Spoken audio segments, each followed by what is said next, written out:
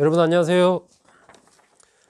지난 19일 날 국민의힘 윤석열 후보와 홍준표 의원이 만나서 만찬을 했습니다. 뭐 만찬 분위기는 참 좋았다. 기탄 없이 서로 얘기를 했다. 뭐 이렇게 보도가 됐는데 나오는 상황은 또 그렇지가 않은 것 같습니다. 홍준표 의원은 21일 이 중앙선대위 선거 캠프 참여 합의가 무산된 점에 심심한 유감을 표한다, 이렇게 얘기를 했습니다. 자신의 국민의힘 선대위 참여가 무산이 됐고 그 부분에 대해서 유감스럽다, 이렇게 얘기를 한 것이죠. 이렇게 된 데는 이제 윤 후보와 홍 의원이 만나고 나서 그 다음 날 홍 의원이 이 종로에는 최재형 전 감사원장을, 대구 중남구에는 자신의 측근인 이진훈 전 수성구청장에 대한 공천을 요구했다. 이런 내용의 이제 보도가 있었습니다. 그러면서 이제 윤 후보 주변에서 홍 의원에 대해서 구태정치다, 이런 목소리가 나왔었죠. 그러자 홍준표 의원은 이른바 윤 후보의 핵심 관계자 윤핵관들을 비판을 했습니다. 문제 본질은 국정 운영 능력 보완 요청, 그리고 처갓집 비리 엄단, 이런 두 가지 큰 요구를 자신이 했고 그걸 받아들여지면 고문으로 선대위에 참여해서 선거운동을 하겠다라고 얘기를 했는데, 그거에 대한 불쾌감에 있었다라고 봐야 될 거다. 그게 문제의 본질이다. 뭐 공천을 요구했다는 거 이건 본질이 아니다. 이렇게 이제 얘기를 하면서 윤핵관을 앞세워서 나를 구태정치로 모는 것은 참으로 가증스럽다, 이렇게 얘기를 했습니다. 이준석 대표가 윤핵관 얘기를 할 때 설마 이렇게 생각을 했는데 실제로 당해보니까 참 음흉한 사람들이다, 이렇게 얘기를 했거든요. 홍준표 의원은 윤핵관을 비판을 하면서 동시에 이제 윤 후보에 대한 이 서운함, 이런 부분을 얘기를 한 겁니다. 윤핵관을 앞세워서 나를 구태정치로 몰았다, 이렇게 얘기를 했으니까요. 그러면서 이제 이른바 윤 후보와 홍 의원의 원팀은 멀어지는 것 아니냐, 이런 전망이 언론에 계속해서 이제 보도가 됐습니다. 윤 후보는 이런 부분에 대해서 홍 의원과 나눈 얘기나 저간의 사정에 대해서 뭐 다 이렇게 밝히고 하는 것은 그렇게 적절치 않은 것 같다라는 정도만 얘기를 했습니다. 근데 이제 윤 후보 주변에서 나오는 얘기는 조금 다른 것 같습니다. 윤 후보 주변에서는 홍 의원이 그 공천을 요구했다, 구태정치를 했다, 그 얘기를 결국 하기 위해서 만난 거 아니냐, 뭐 이런 이제 홍 의원에 대한 비판적인 얘기들이 계속 나오고 있는 거죠. 홍 의원 측에서는 한 2시간 만났지만 그 얘기 한 건 마지막 1분 정도고 나머지는 분위기 좋았고, 자신이 얘기한 핵심적인 부분은 국정 운영 능력에 대한 그 보완 요청과 처갓집 비리 엄단, 이것이 더 핵심인데 그건 빼놓고 공천 요구했다는 그 두 부분만 가지고 확대해서 나를 공격하고 있다, 기분 나쁘다, 방자하다, 이렇게 이제 또 의원이 맞붙고 있는 상황이어서 과연 윤 후보와 홍 의원의 이 화학적인 결합, 이것이 될 것인가, 이 부분에 대해서 이제 여러 가지 말들이 좀 나오고 있는 거죠.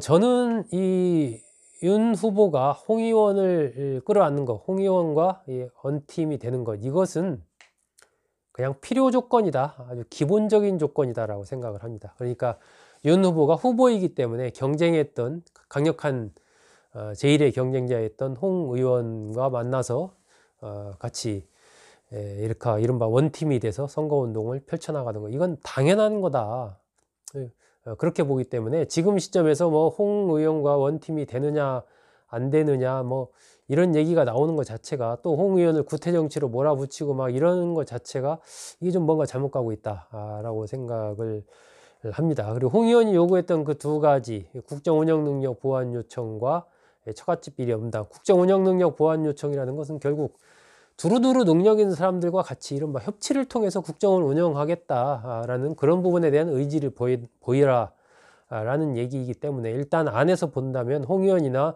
유승민 전 의원이나 이렇게 경쟁했던 쪽에 관련된 사람들을 구체적으로 좀 포용하는 어떤 조치, 이런 것들을 좀 취해달라라는 얘기인 거고, 처갓집 비리 엄단은 사실 이제 뭐 배우자 김건희 씨나 장모 최은순 씨 관련된 여러 가지 의혹들이 불거진 상황이기 때문에 그 부분은 윤 후보 입장에서도 자신의 공정 이미지를 그대로 가져가기 위해서라도 좀 강력한 그러한 어떤 의지를 다시 한번 표명하는 것은 꼭 필요한 사안이 아닌가 생각을 합니다. 그렇기 때문에 홍 의원이 얘기한 그 두 가지가 이렇게 뭐 윤 후보가 수용하기 어려운 문제는 아니지 않는가 하는 거죠. 이제 공천에서 그 종로와 대구 중남구에 요구했다는 그 부분, 그것은 당내에 이제 공관위가 구성되고 여러 가지 규칙에 따라서 후보를 선정하고 하니까 그런 부분에서 그 틀 속에서 처리할 수 있는 이제 그런 문제이기 때문에 그런 부분은 윤 후보가 또 홍 의원과 이렇게 잘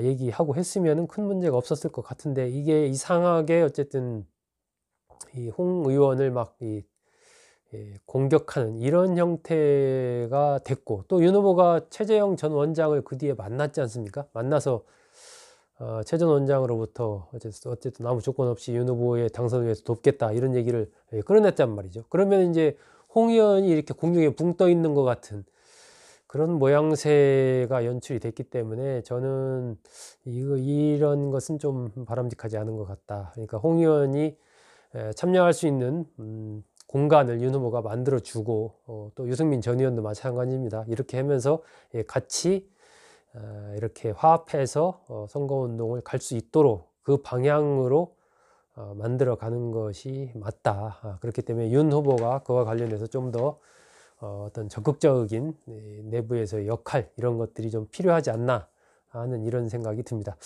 그래서 이제 뭐 지금은 좀 멀어진 것처럼 보이지만 저는 뭐 결과적으로 대선 전에는 어쨌든 윤 후보와 홍 의원이 다시 이렇게 화합해서 갈 수밖에 없지 않나. 그것이 또 윤 후보 입장에서도 이미지적인 측면에서나 실질적인 득표력 측면에서나 필요하다라고 생각을 하기 때문에 그런 쪽으로 좀 방향을 잡는 게 옳다라고 저는 그렇게 생각을 합니다. 왜 더불어민주당 이재명 후보도 이낙연 전 대표나 정세균 전 총리와 이렇게 한두 차례 만나면서 그런 모습을 어쨌든 원팀 기조의 모양새를 만들었지 않습니까? 실질적인 내용 부분은 좀 봐야 되겠지만 이거는 그냥 기본 조건, 필요 조건이라는 거죠. 그러니까 그것은 당연히 그냥 그렇게 해야 되는 거라고 저는 보기 때문에 이 부분에 있어서 너무 이렇게 홍 의원을 공격하는 이런 모습으로 자꾸 비춰지는 것은 좀 좋지 않다라는 생각입니다. 향후에 윤 후보의 조금 더 적극적인 그런 노력을 기대를 해 봅니다. 여러분 고맙습니다.